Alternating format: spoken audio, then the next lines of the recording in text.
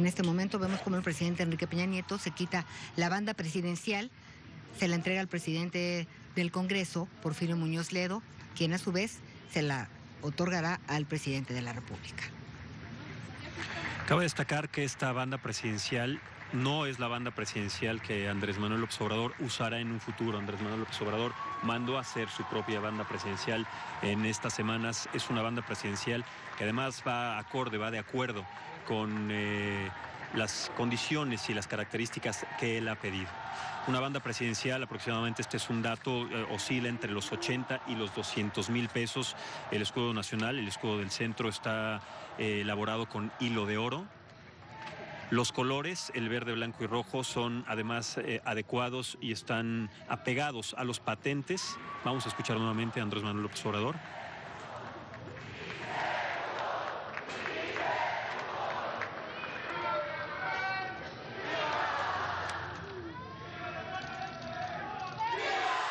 El presidente de los Estados Unidos mexicanos dirigirá un mensaje a la nación.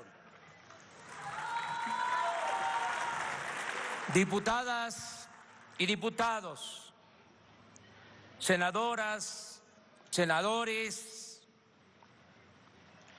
autoridades locales y federales, invitadas e invitados del extranjero, licenciado Enrique Peña Nieto, le agradezco sus atenciones, pero sobre todo le reconozco el hecho de no haber intervenido como lo hicieron otros presidentes en las pasadas elecciones presidenciales.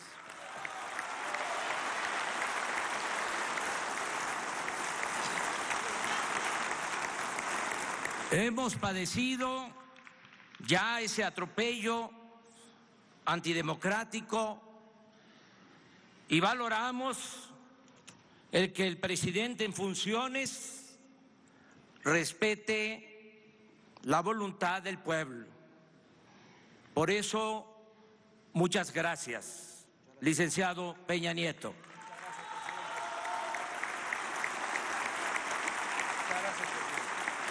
Amigas y amigos, por mandato del pueblo, iniciamos hoy la cuarta transformación política de México. Puede parecer pretencioso o exagerado, pero hoy no solo inicia un nuevo gobierno, hoy comienza un cambio de régimen político. A partir de ahora se llevará a cabo una transformación pacífica y ordenada, pero al mismo tiempo profunda y radical, porque se acabará con la corrupción y con la impunidad que impiden el renacimiento de México.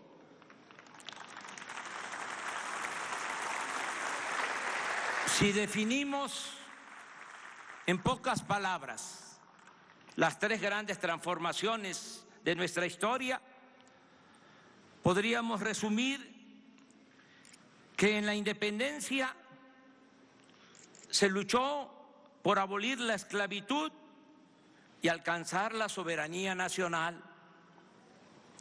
En la reforma, por el predominio del poder civil y por la restauración de la República. Y en la revolución, nuestro pueblo y sus extraordinarios dirigentes lucharon por la justicia y por la democracia. Ahora nosotros queremos convertir la honestidad y la fraternidad en forma de vida y de gobierno. No se trata de un asunto retórico o propagandístico. Estos postulados se sustentan en la convicción de que la crisis de México se originó no solo por el fracaso del modelo económico neoliberal aplicado en los últimos 36 años, sino también por el predominio en este periodo de la más inmunda corrupción pública y privada. En otras palabras, como lo hemos repetido durante muchos años, nada ha dañado más a México que la deshonestidad de los gobernantes y de la pequeña minoría que ha lucrado con el influyentismo. Esa es la causa principal de la desigualdad económica y social, y también de la inseguridad y de la violencia que padecemos. En cuanto a la ineficiencia del modelo económico neoliberal, baste decir que ni siquiera en términos cuantitativos ha dado buenos resultados. Recuérdese que luego de la etapa violenta de la revolución, desde los años 30 hasta los 70 del siglo pasado, es decir, durante 40 años, la economía de México creció a una tasa promedio anual del 5%. Y durante ese mismo periodo, en 2 sexenios consecutivos, de 1958 a 1970, cuando fue ministro de Hacienda Antonio Ortiz Mena, la economía del país no solo creció al 6% anual, sino que este avance se obtuvo sin inflación y sin incremento de la deuda pública. Por cierto, Ortiz Mena no era economista, sino abogado. Posteriormente, hubo 2 gobiernos, de 1970 a 1982, en que la economía también creció a una tasa del 6% anual, pero con graves desequilibrios macroeconómicos, es decir, con inflación y endeudamiento. En cuanto a la política económica aplicada durante el periodo neoliberal de 1983 a la fecha, ha sido la más ineficiente en la historia moderna de México. En este tiempo, la economía ha crecido en 2% anual, y tanto por ello como por la tremenda concentración del ingreso en pocas manos, se ha empobrecido a la mayoría de la población, hasta llevarla a buscarse la vida en la informalidad, a emigrar masivamente del territorio nacional o a tomar el camino de las conductas antisociales. Lo digo con realismo y sin prejuicios ideológicos. La política económica neoliberal ha sido un desastre, una calamidad para la vida pública del país. Por ejemplo, la reforma energética, que nos dijeron vendría a salvarnos, solo ha significado la caída en la producción de petróleo y el aumento desmedido en los precios de las gasolinas, el diésel, el gas y la electricidad. Cuando se aprobó la reforma energética hace 4 años, se afirmó que se iba a conseguir inversión extranjera a raudales, como nunca. El resultado es que apenas llegaron 760 millones de dólares de capital foráneo, lo que únicamente representa el 1.9% de la incipiente inversión pública realizada por Pemex en el mismo periodo y apenas el 0.7% de la inversión prometida. En los considerandos de las leyes aprobadas en ese entonces, se aseguraba que en este año íbamos a estar produciendo 3 millones de barriles diarios. Y la realidad es que estamos extrayendo solo 1.763.000 barriles diarios, es decir, 41% menos de lo estimado y con tendencia a la baja. Es tan grave el daño causado al sector energético nacional durante el neoliberalismo que no solo somos el país petrolero que más gasolinas importa en el mundo, sino que ahora ya estamos comprando petróleo crudo para abastecer a las únicas 6 refinerías que apenas sobreviven. Téngase en cuenta que precisamente desde hace 40 años no se construye una nueva refinería en el país. Aquí agrego otros saldos de la política económica neoliberal o neoporfirista. De México es originario el maíz, esa planta bendita, y somos la nación que más importa maíz en el mundo. Antes del neoliberalismo producíamos y éramos autosuficientes en gasolinas, diésel, gas, energía eléctrica. Ahora compramos más de la mitad de lo que consumimos de estos insumos. En este periodo, el poder adquisitivo del salario mínimo se ha deteriorado en 60% y el salario de los mexicanos es de los más bajos del planeta.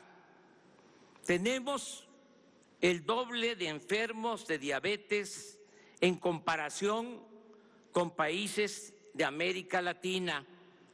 Durante el periodo neoliberal nos convertimos en el segundo país del mundo con mayor migración.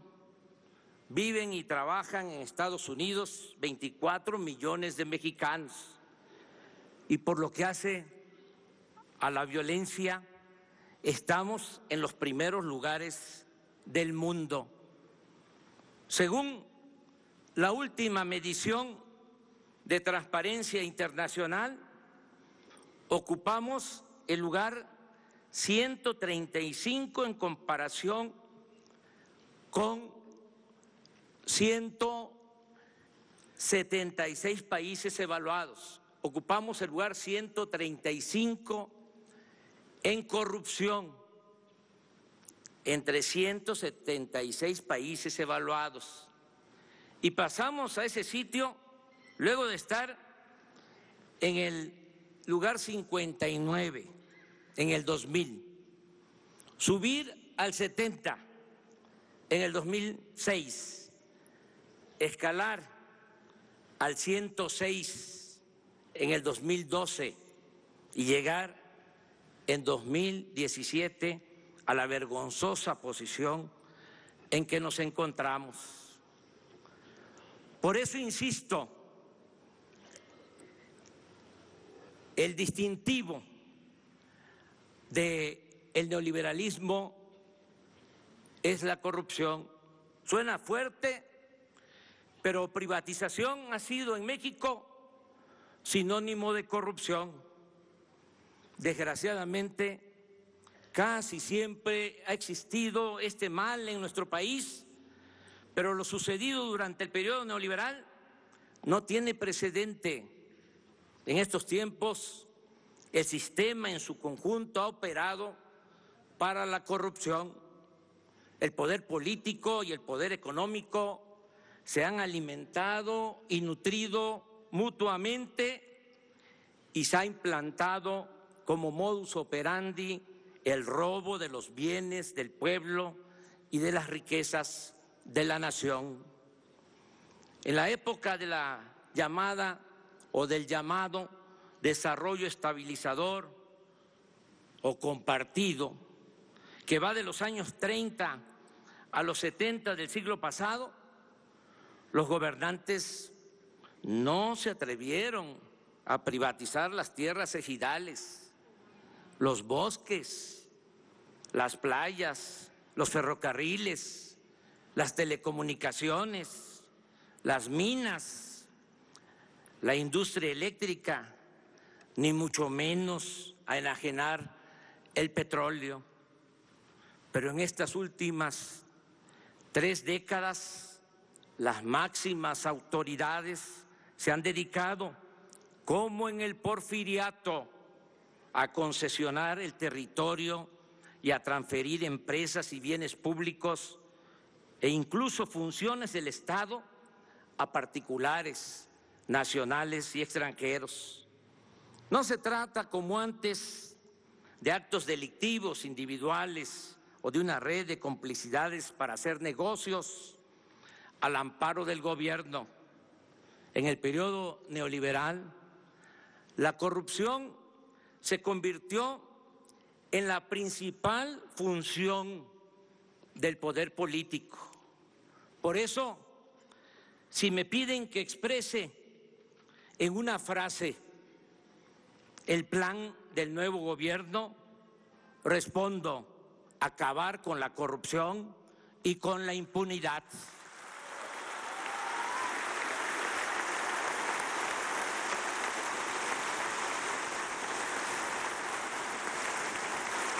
Pero al contrario de lo que pudiera suponerse, esta nueva etapa la vamos a iniciar sin perseguir a nadie, porque no apostamos al circo y a la simulación.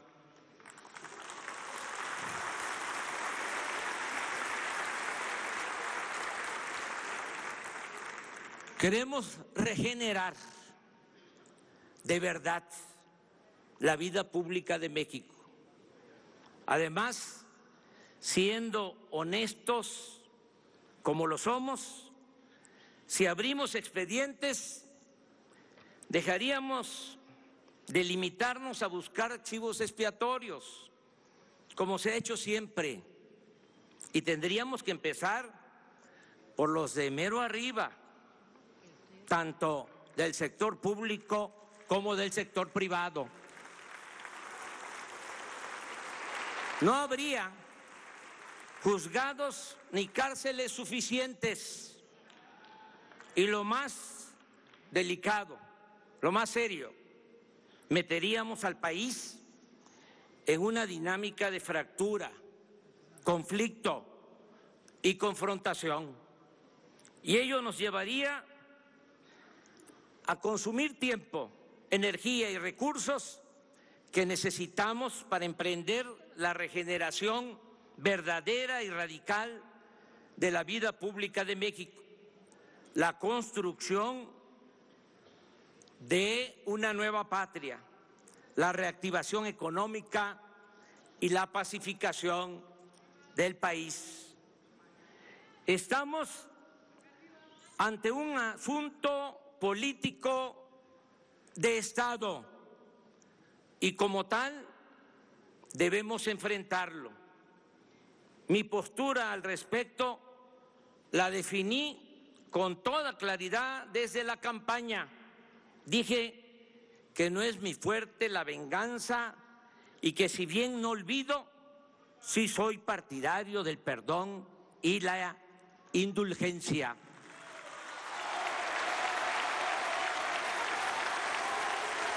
Además, y esto es muy importante, creo precisamente que en el terreno de la justicia se pueden castigar los errores del pasado, pero lo fundamental es evitar los delitos del porvenir.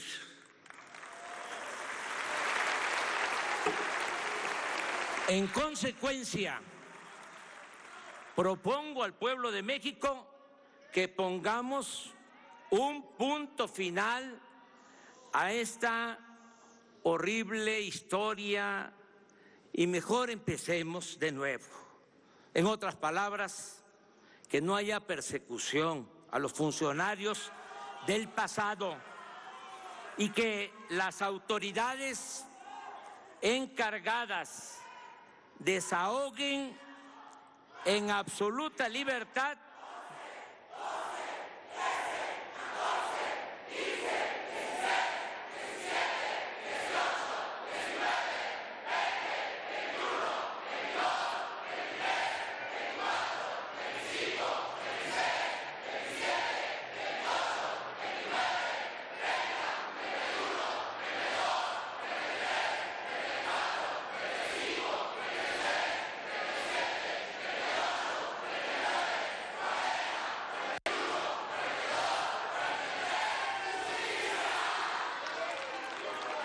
que las autoridades encargadas desahoguen en absoluta libertad los asuntos pendientes. Por cierto, hoy se constituye una comisión de la verdad para castigar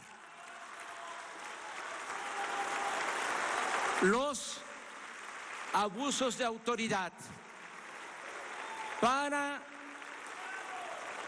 atender el caso de los jóvenes desaparecidos de Ayotzinapa.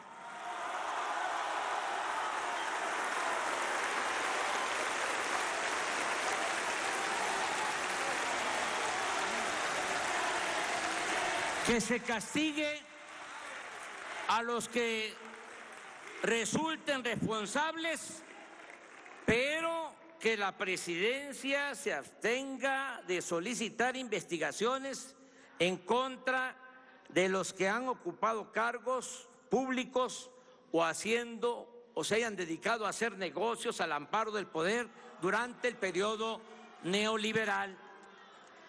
Desde mi punto de vista, en las actuales circunstancias, es más severa y eficaz la condena al régimen neoliberal, dejar en claro su manifiesto fracaso y su evidente corrupción y hacer todo lo que podamos para abolir el régimen neoliberal, que someter a procesos judiciales o a juicios sumarios a sus personeros, quienes a fin de cuentas no dejan de ser menores ante la esperanza de todo un pueblo y la fortaleza de una nación como la nuestra.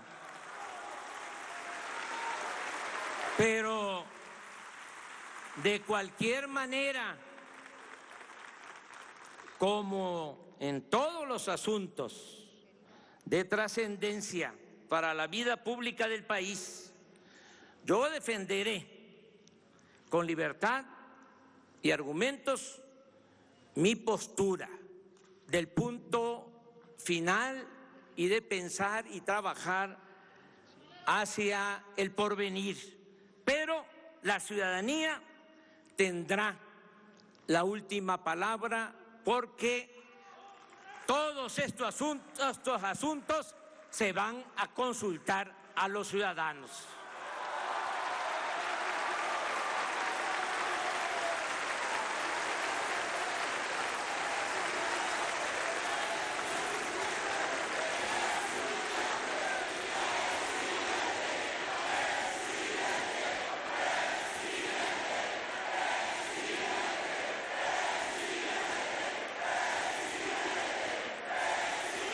También aclaro que si se acepta mi propuesta de mantener al margen de este asunto al Poder Ejecutivo, tal determinación se aplicará para los de antes y para los que se van, no para nosotros, quienes mantendremos en alto el ideal y la práctica de la honestidad.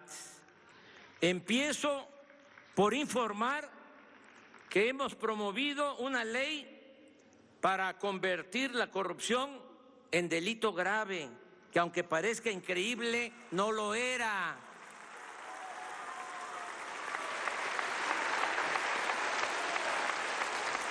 Con apego a mis convicciones y en uso de mis facultades, me comprometo a no robar y a no permitir que nadie se aproveche de su cargo o posición para sustraer bienes del erario o hacer negocios al amparo del poder público.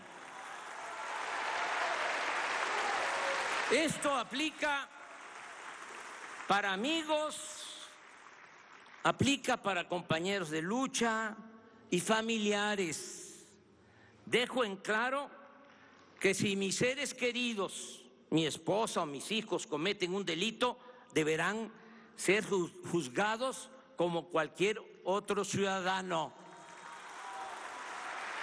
Yo solo respondo por mi hijo Jesús, por ser menor de edad.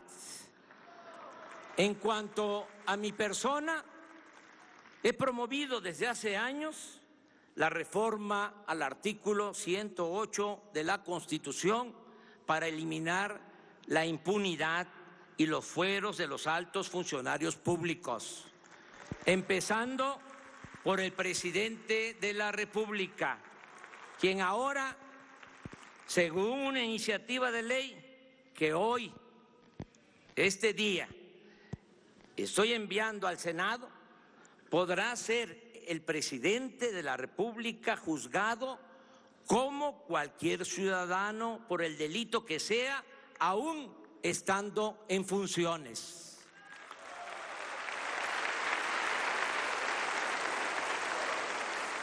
Un buen juez por la casa empieza. Pondremos orden en la cúpula del poder porque la corrupción se promueve y se practica fundamentalmente desde lo alto hacia los niveles inferiores. Es decir, vamos a limpiar al gobierno de corrupción de arriba para abajo, como se limpian las escaleras. El otro distintivo del nuevo gobierno será la separación del poder económico del poder político. El gobierno ya no será un simple facilitador para el saqueo, como ha venido sucediendo. Ya el gobierno no va a ser un comité al servicio de una minoría rapaz.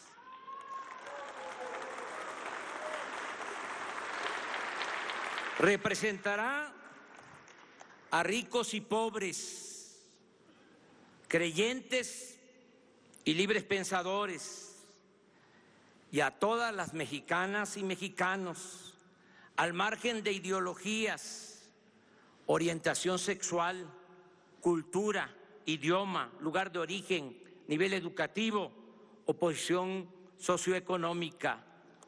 Habrá un auténtico Estado de Derecho, tal como lo resume la frase de nuestros liberales del siglo XIX: al margen de la ley nada y por encima de la ley nadie.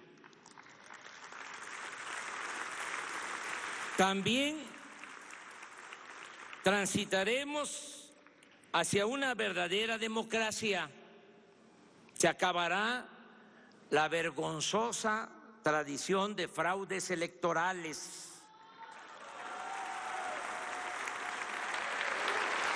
Las elecciones serán limpias y libres, y quien utilice recursos públicos o privados para comprar votos y traficar con la pobreza de la gente, o el que utilice el presupuesto para favorecer a candidatos o partidos, irá a la cárcel sin derecho a fianza.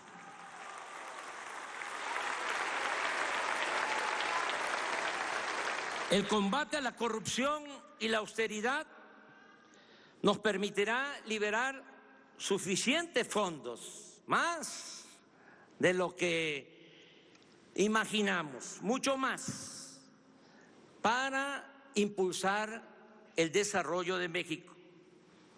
Con esta fórmula sencilla de acabar con la corrupción y de llevar a la práctica la austeridad republicana, no habrá necesidad de incrementar impuestos en términos reales, y ese es un compromiso que estoy haciendo. Ni aumentarán los precios de los combustibles más allá de la inflación.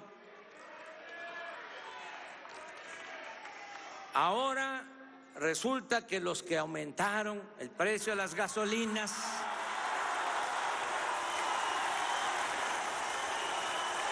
están pidiendo que baje. Hago el compromiso responsable que pronto, muy pronto, cuando terminemos la refinería que vamos a construir en México y se rehabiliten 6 refinerías, va a bajar el precio de la gasolina y de todos los combustibles.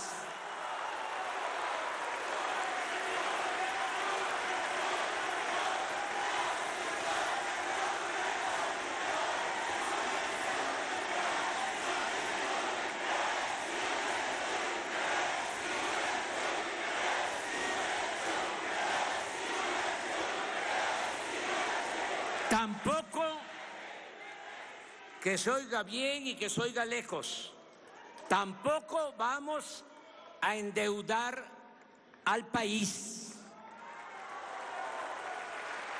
Cuando terminó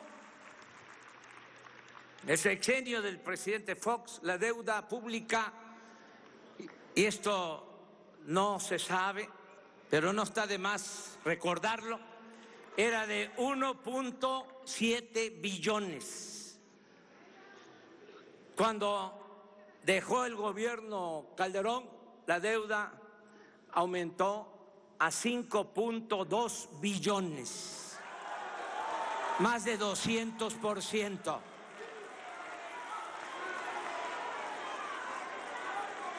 Y en esos 2 sexenios fue cuando se recibió más dinero por la venta de petróleo al extranjero. Y todo se derrochó o se fue por el caño de la corrupción. Ahora la deuda es de 10 billones. Nada más para pagar el servicio de esa enorme deuda, tenemos que destinar del presupuesto del año próximo alrededor de 800,000 millones de pesos. Por eso ya no va a aumentar la deuda pública. Ese es nuestro compromiso. No gastaremos más de lo que ingrese a la hacienda pública. Se respetarán los contratos suscritos por los gobiernos anteriores, pero ya no habrá más corrupción ni influyentismo en negociaciones con empresas particulares. Me comprometo, y soy hombre de palabra, a que las inversiones de accionistas nacionales y extranjeros estarán seguras y se crearán condiciones hasta para obtener buenos rendimientos, porque en México habrá honestidad, Estado de Derecho, reglas claras, crecimiento económico y habrá confianza. Reitero también que se respetará la autonomía del Banco de México. Estamos elaborando el presupuesto del año próximo y gracias a los ahorros que obtendremos con el combate a la corrupción y con la aplicación de las medidas de austeridad, se incrementará la inversión pública para rescatar la industria petrolera y la industria eléctrica. Vamos a impulsar proyectos productivos con inversión pública y privada, nacional y extranjera. Estos proyectos se crearán como cortinas de desarrollo de sur a norte del país para retener a los mexicanos en sus lugares de origen. Queremos que la migración sea optativa, no obligatoria. Vamos a lograr que los mexicanos tengan trabajo, prosperen y sean felices donde nacieron, donde están sus familiares, sus costumbres y sus culturas. Por ello, se construirá el Tren Maya, se sembrarán 1 millón de hectáreas de árboles frutales y maderables en el sur-sureste. Se rehabilitarán, como ya lo expresé, las refinerías existentes y haremos una nueva refinería en Dos Bocas, Paraíso, Tabasco, para dejar de comprar la gasolina en el extranjero. En el Istmo de Tehuantepec se promoverá la creación de una vía férrea para un tren de contenedores de carga y se ampliarán los puertos de Salina Cruz y Coatzacoalcos para comunicar en menos tiempo a los países de Asia con la costa este de Estados Unidos. En este corredor habrá energía eléctrica y gas a precios bajos, así como subsidios fiscales para la instalación de fábricas y la creación de empleos. En 3 años estará funcionando, me canso ganso, además del actual, el nuevo aeropuerto de la Ciudad de México, con 2 pistas adicionales en la base aérea de Santa Lucía. Asimismo, desde el 1 de enero próximo entrará en vigor en la zona libre a lo largo de los 3.180 kilómetros de frontera con Estados Unidos. Esta franja de 25 kilómetros de ancho se convertirá en la zona libre más grande del mundo. Allí se cobrará lo mismo de impuestos y costarán igual los energéticos que en California, en Arizona, Nuevo México y Texas de la Unión Americana. En otras palabras, en esta franja, el día 1 de enero, en otras palabras, en esta franja se reducirá el IVA del 16 al 8%. El impuesto sobre la renta bajará al 20%. La gasolina, el gas y la electricidad costarán menos que en el resto del país y se aumentará al doble el salario mínimo. Esta será la última cortina de desarrollo para retener con trabajo y bienestar a nuestros compatriotas en el territorio nacional. En cuanto al bienestar de nuestro pueblo, el plan es combatir la pobreza y la marginación como nunca se ha hecho en la historia. Hoy presento formalmente a este Congreso reformas constitucionales, proyectos de reforma a la Constitución para establecer el estado de bienestar y garantizar el derecho del pueblo a la salud, la educación y a la seguridad social. Haremos a un lado la hipocresía neoliberal. El Estado se ocupará de disminuir las desigualdades sociales.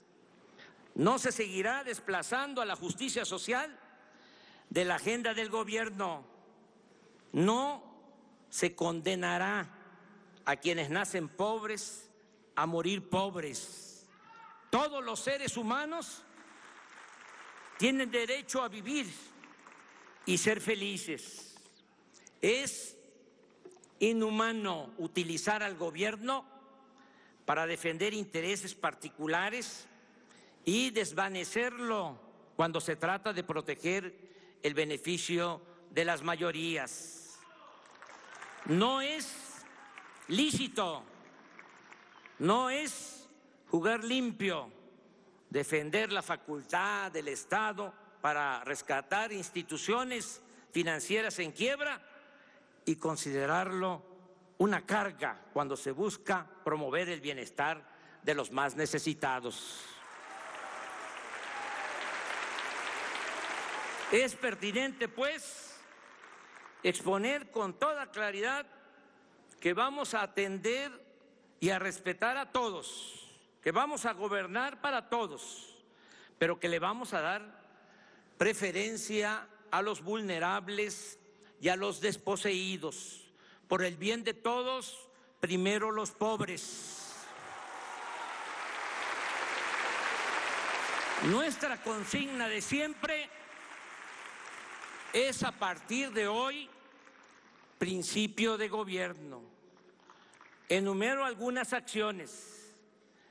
Se cancelará la mal llamada reforma educativa.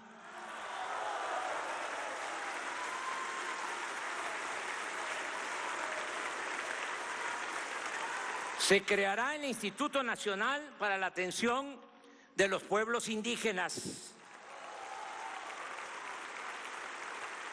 Iniciará de inmediato el programa de atención médica y medicamentos gratuitos en las zonas marginadas del país y se volverá universal en todo el país este programa de atención médica y medicamentos gratuitos a la mitad del sexenio. Es mi compromiso. Los aumentos al salario mínimo no volverán a fijarse por debajo de la inflación como llegó a suceder en el periodo neoliberal. 2.300.000 jóvenes serán contratados para trabajar como aprendices en talleres, empresas, comercios y diversas labores productivas o sociales, y se les pagará un salario mientras se van capacitando de 3.600 pesos mensuales. Ya no va a haber ninis, no se va a dar la espalda a los jóvenes ni se les va a ofender llamándoles de esa manera, porque no es culpa de ellos que no tengan oportunidad de trabajo y de estudio.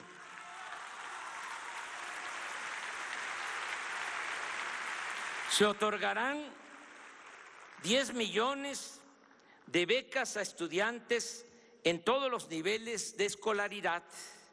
Se crearán 100 universidades públicas. Se fomentará el deporte y las actividades artísticas, la ciencia y la tecnología. La pensión a los adultos mayores, que fue una creación de nuestro movimiento, el programa de la pensión a los adultos mayores aumentará esa pensión al doble y tendrá carácter universal.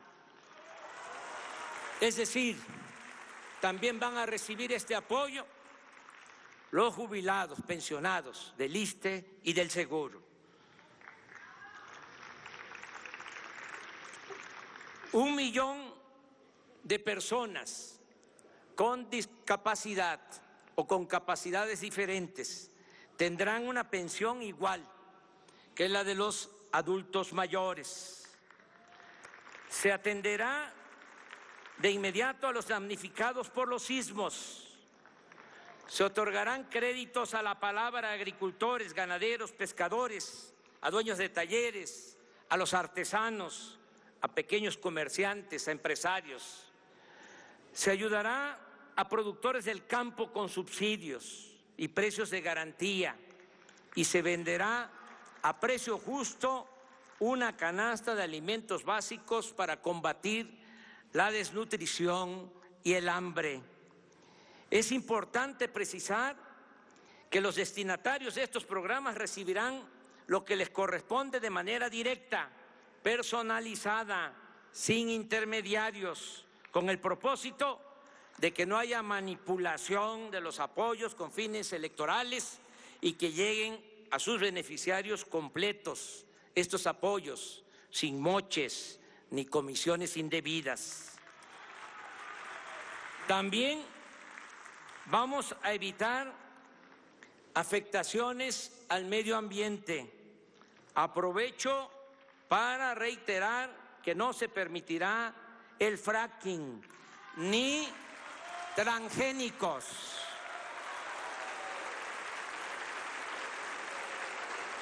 Como se comprenderá, la necesidad de emprender estas y otras acciones explica y justifica el plan de austeridad republicana al que nos hemos comprometido y que, dicho sea de paso, no significa, como se piensa en otros países, un mero conjunto de ajustes en el gasto productivo y social del presupuesto.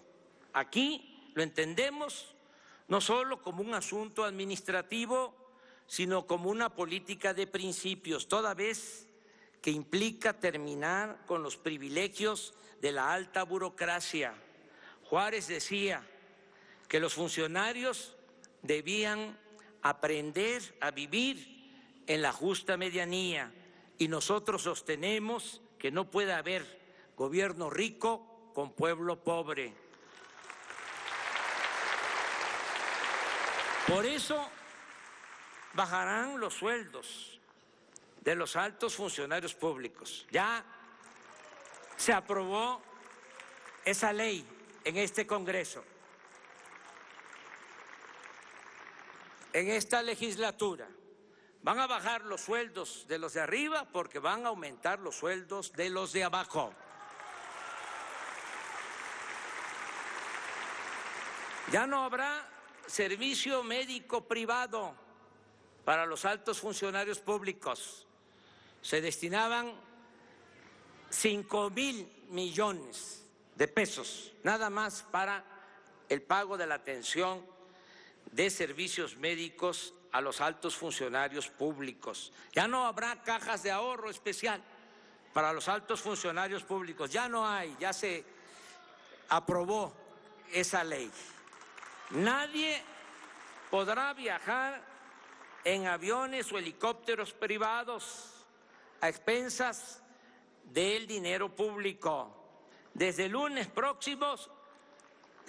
próximo se pondrá en venta el avión presidencial.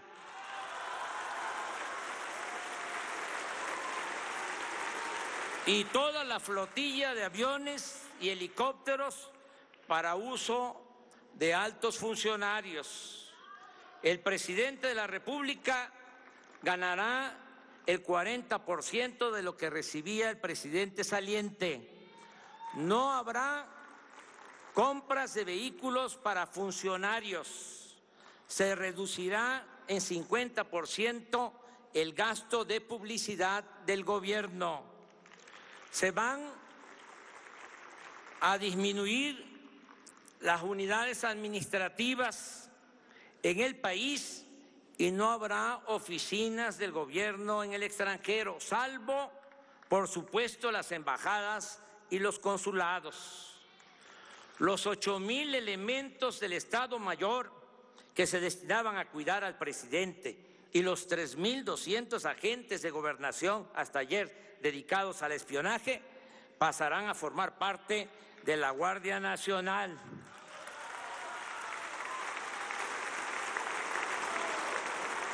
No viviré en Los Pinos y esa residencia oficial ya se abrió desde hoy al público y se integrará al bosque de Chapultepec para convertirse en uno de los espacios más grandes e interesantes del mundo para el arte y la cultura.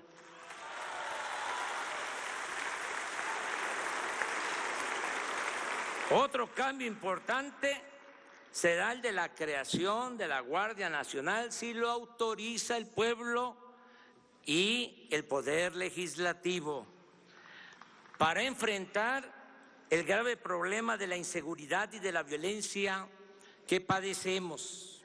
Esto significa replantear el papel de las Fuerzas Armadas ante la inoperancia de las corporaciones policiales. Es indispensable aceptar que la Policía Federal, creada hace 20 años para suplir la labor de las Fuerzas Armadas en el combate a la delincuencia, es en la actualidad un agrupamiento de apenas 20,000 efectivos que carecen de disciplina, capacitación y profesionalismo. En cuanto a los agentes ministeriales y los cuerpos policiales estatales y municipales, se debe reconocer, sin generalizar, que muchos están movidos por la corrupción y no por el deber del servicio público, y que su descomposición los pone bajo el dominio de la delincuencia. El ciudadano mexicano en la actualidad está en estado de indefensión. No tenemos policías para cuidar a los ciudadanos. Siempre he pensado que ante el problema de la inseguridad, lo pertinente es atender las causas que originan la violencia, y así lo haremos, pero ante la ineficiencia de las corporaciones policiales y el grave aumento de homicidios, robos, secuestros, feminicidios y otros crímenes, estoy solicitando al Congreso con carácter urgente la aprobación de una reforma constitucional que nos permita crear, con la integración de la Policía Militar, la Policía Naval y la Policía Federal, una Guardia Nacional para realizar funciones de seguridad pública con pleno respeto a los derechos humanos. Sé que es un tema polémico, pero tengo la obligación de expresar mi punto de vista con realismo y argumentos. Las Fuerzas Armadas están entre las mejores instituciones de México. El Ejército Mexicano se constituyó en 1913 para enfrentar al gobierno usurpador de Victoriano Huerta. Se trata de un ejército revolucionario, surgido del pueblo, y que desde entonces ha experimentado pocos quiebres en su unidad y disciplina. La última rebelión militar fue la del general Saturnino Cedillo en 1938-1939, y nunca el ejército mexicano ha dado un golpe de Estado a una autoridad civil. Su lealtad al gobierno y su falta de ambición por el poder económico y político tiene en buena medida su explicación, entre otros factores, en que el ejército mexicano no es un agrupamiento elitista sino que siempre se ha nutrido del pueblo raso. El soldado es pueblo uniformado. Ciertamente, no todos los militares han ostentado comportamientos intachables y tampoco debe omitirse el hecho de que el ejército ha participado en actos de represión por órdenes de autoridades civiles. Pero en nuestros institutos castrenses no se han formado minorías corrompidas, como sucede en otros ámbitos del poder. Y a diferencia de lo que ocurre en otros países, en México no se sabe de militares que formen parte de la oligarquía.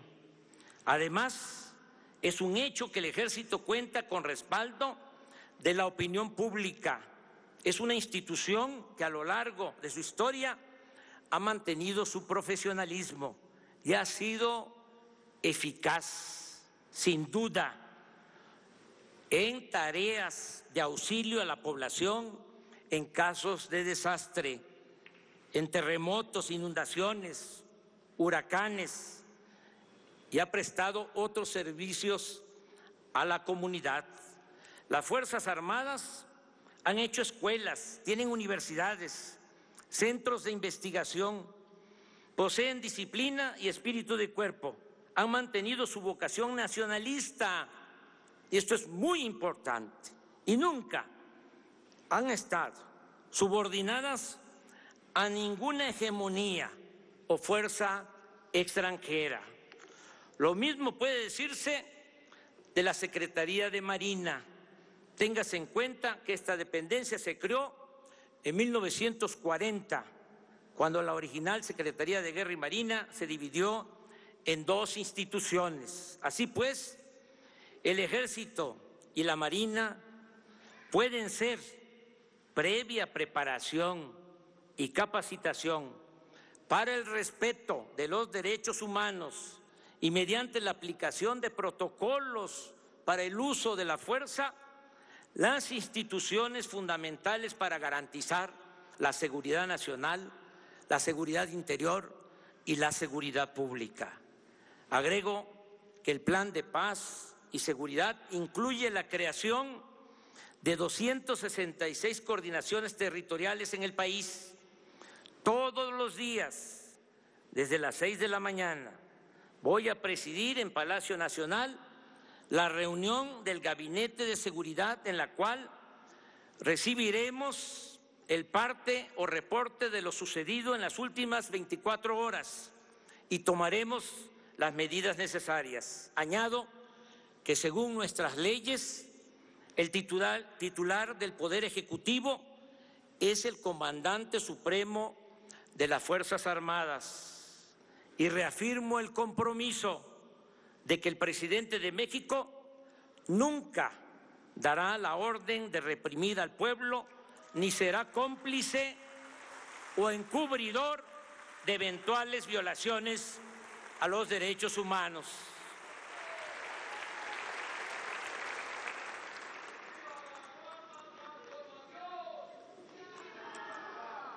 En materia de política exterior, nos apegaremos a los principios constitucionales de no intervención, autodeterminación de los pueblos, solución pacífica de las controversias y cooperación para el desarrollo. Mantendremos buenas relaciones con todos los pueblos y gobiernos del mundo.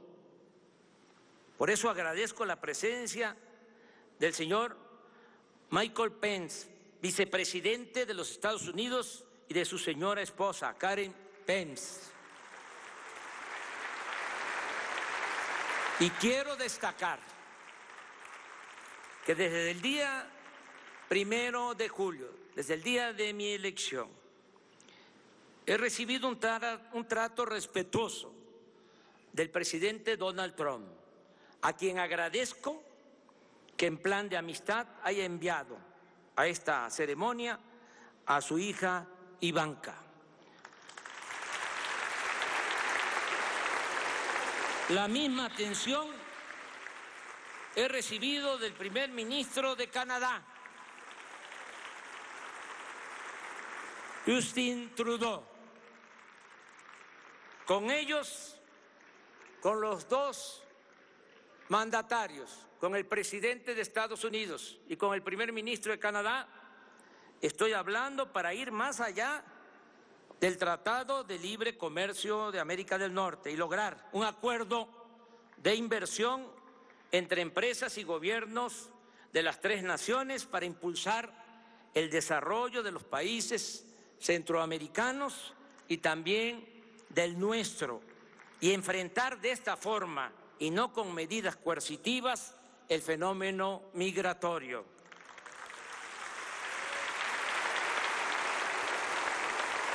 Me da mucho gusto contar con la presencia de presidentes de América Latina y del Caribe.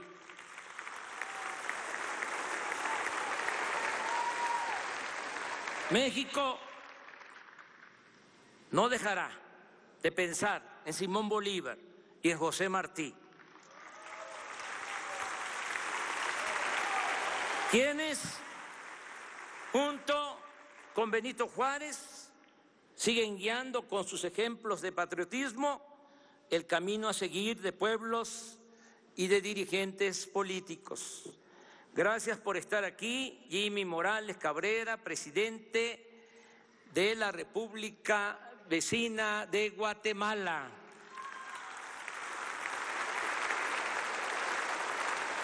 Juan Orlando Hernández Alvarado, presidente de la República de Honduras, y su señora esposa, Ana García.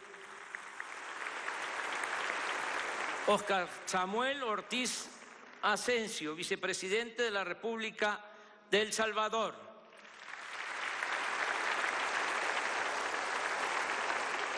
Colville Young, gobernador general también de nuestra vecina República de Belice.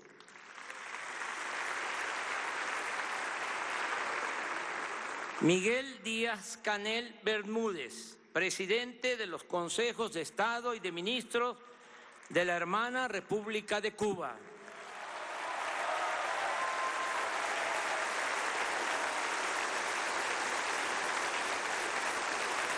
Danilo Medina Sánchez, presidente de la República Dominicana.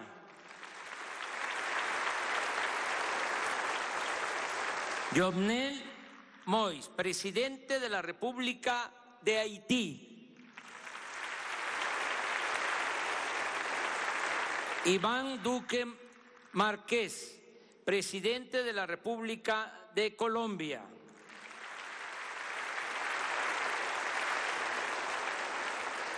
Nicolás Maduro Moros, presidente de la República Bolivariana de Venezuela.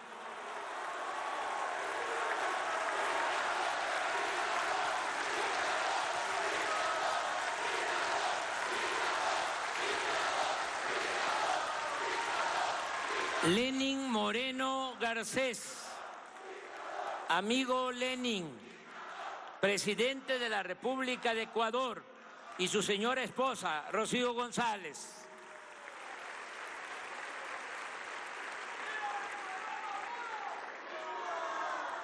Amigo Evo Morales, presidente del Estado Plurinacional de Bolivia.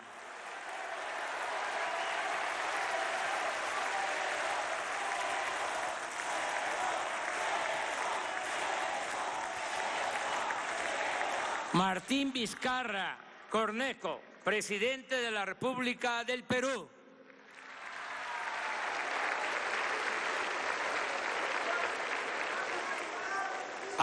Agradezco la presencia de Julie Payet, gobernadora general de Canadá.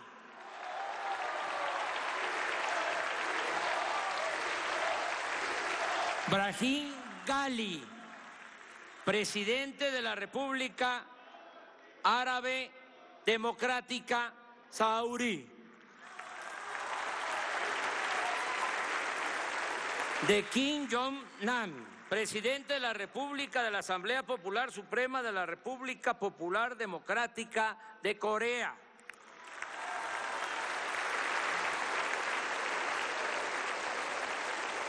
Jen Yuanyu, vicepresidenta de la Asamblea Popular China. También agradezco por los lazos de historia, de cultura que nos unen, la presencia de Felipe VI, rey de España.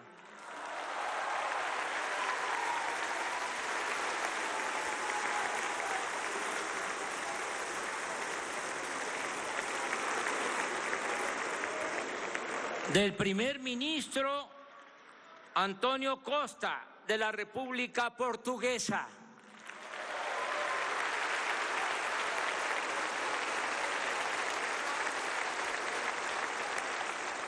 De Eugene Regunat, primer ministro y ministro de Asuntos Generales de Curazao.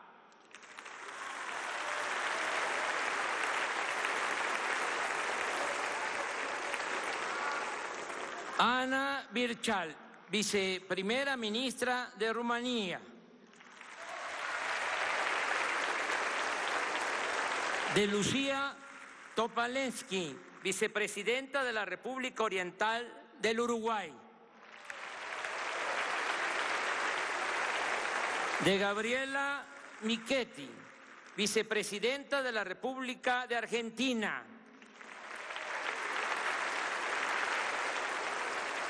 De Hugo Velázquez, vicepresidente de la República del Paraguay, y su señora esposa, Lourdes Samaniego. De Claudia Dobles Camargo, primera dama de la República de Costa Rica. Agradezco a muchos representantes de los organismos internacionales, de gobernadores, de autoridades de varios países. Están aquí amigos entrañables como Miguel Ángel Revilla, presidente del gobierno de Cantabria, y su señora esposa, Aurora Díaz. Está nuestro amigo Jeremy Corbyn, miembro del Parlamento del Reino Unido, dirigente del Partido Laborista. Está también un embajador de la poesía y de la congruencia, Silvio Rodríguez, y su esposa, Niurka González.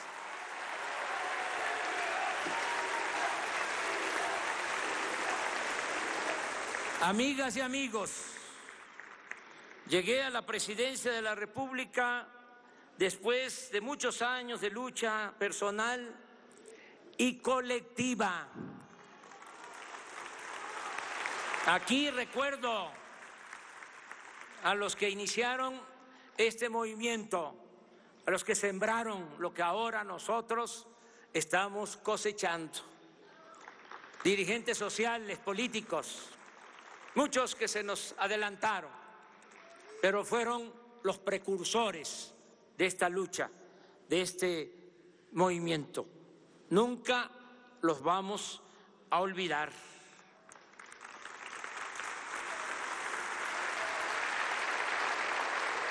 Llegamos después de muchos años y en mi caso, como en la mayoría de los que forman parte de este gran movimiento, sin dejar la dignidad en el camino, manteniendo en alto nuestros ideales, nuestros principios. En mi caso, particularmente, también en el de muchos otros, mujeres y hombres, mi honestidad, que es lo que estimo más importante en mi vida. Estoy preparado para no fallarle a mi pueblo. Ahora que venía para acá, se emparejó un joven en bicicleta y me dijo: tú no tienes derecho a fallarnos. Y ese es el compromiso que tengo con el pueblo. No tengo derecho a fallar.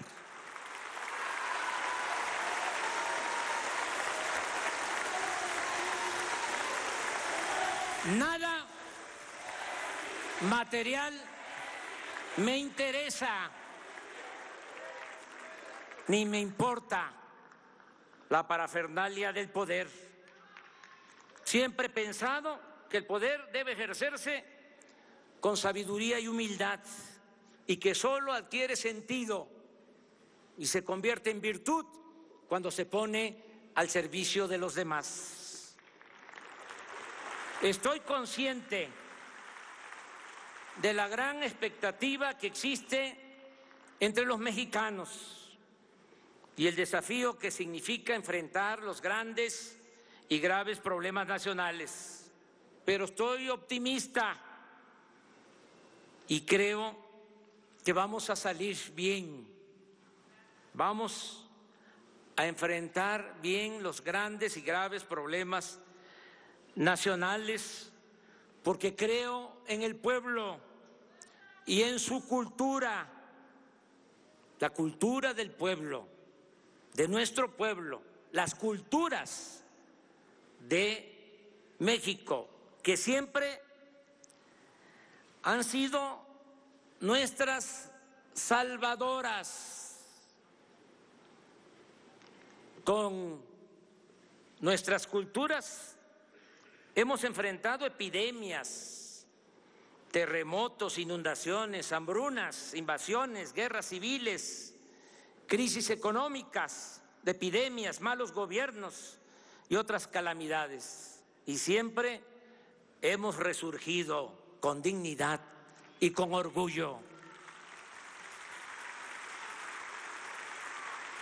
La herencia de civilizaciones nos ha forjado como un pueblo tenaz y combativo, luchón, emprendedor, honesto, con una excepcional idiosincrasia de fraternidad, de amor al prójimo, de verdadera solidaridad.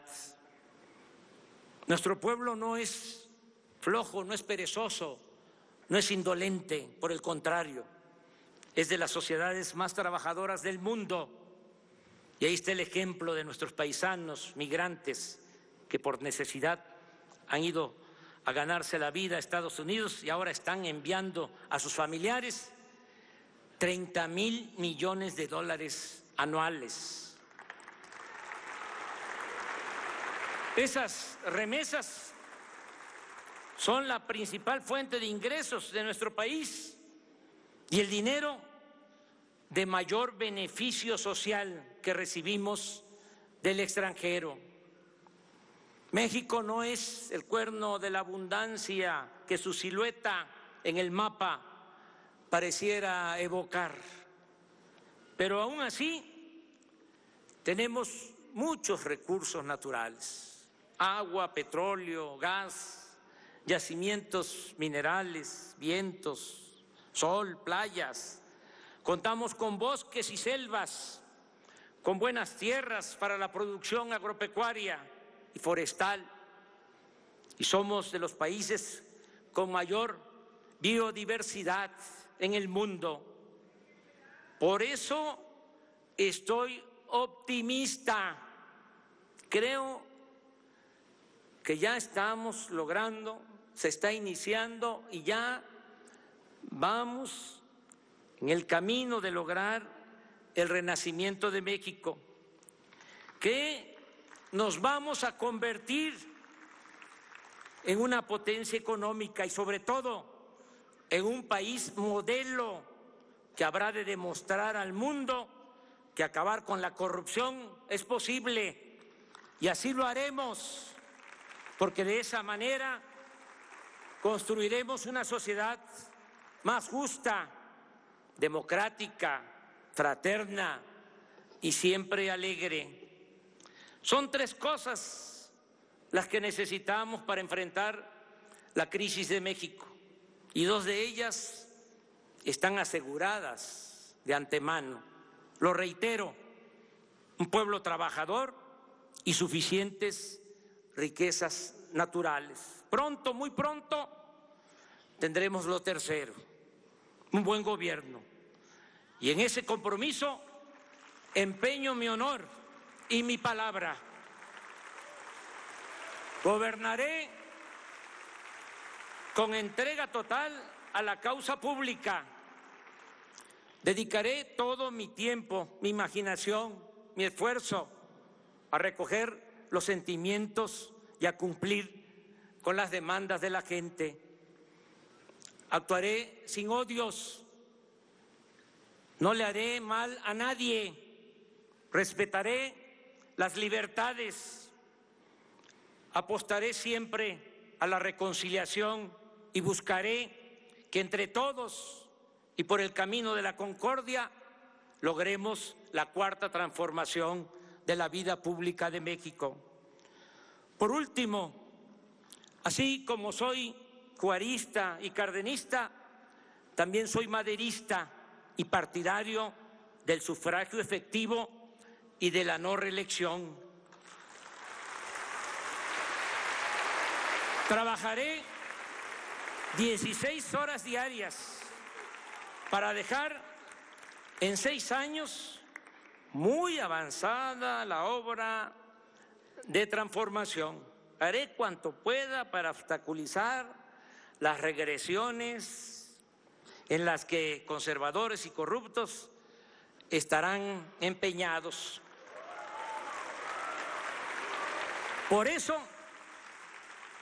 aplicaremos rápido, muy rápido, los cambios políticos y sociales para que si en el futuro nuestros adversarios, que no nuestros enemigos, nos vencen, les cueste mucho trabajo dar marcha atrás a lo que ya habremos de conseguir.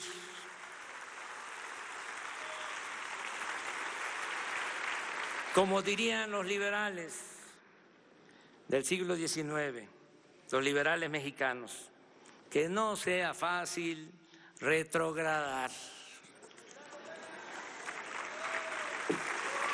Pero también dejo en claro que bajo ninguna circunstancia habré de reelegirme. Por el contrario, me someteré a la revocación del mandato, porque deseo que el pueblo siempre tenga las riendas del poder en sus manos. En 2 años y medio habrá una consulta y se les preguntará a los ciudadanos si quieren que el presidente de la República se mantenga en el cargo o que pida licencia, porque el pueblo pone y el pueblo quita. Y es el único soberano al que debo sumisión y obediencia. Acepto el reto y les invito a participar para celebrar juntas y juntos el esplendor y la grandeza futura de nuestro querido México. Gracias de todo corazón. ¡Que viva México! ¡Viva México! ¡Viva México!